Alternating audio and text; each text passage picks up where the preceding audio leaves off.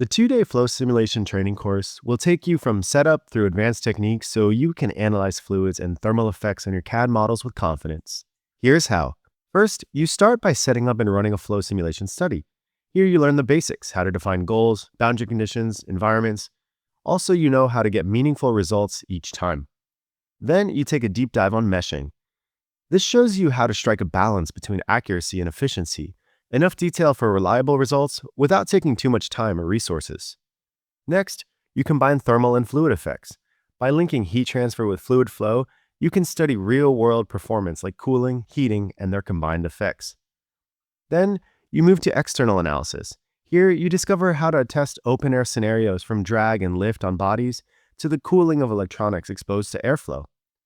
After that, you'll learn simplification techniques to help you save time. Using tools like zooming, porous media, perforated plates, you'll cut down on complexity while still capturing critical flow behavior with accuracy. Then, we go into advanced techniques.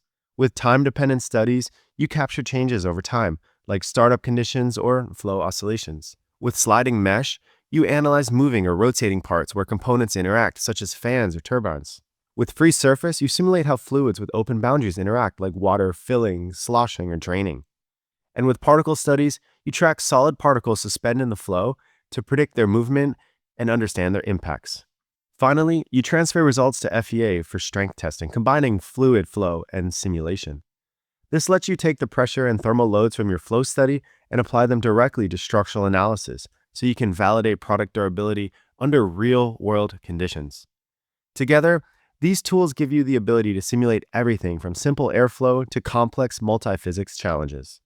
After completing this 2-day training course, you'll have the confidence to apply flow simulation to real engineering problems and make your design smarter, faster, and more reliable.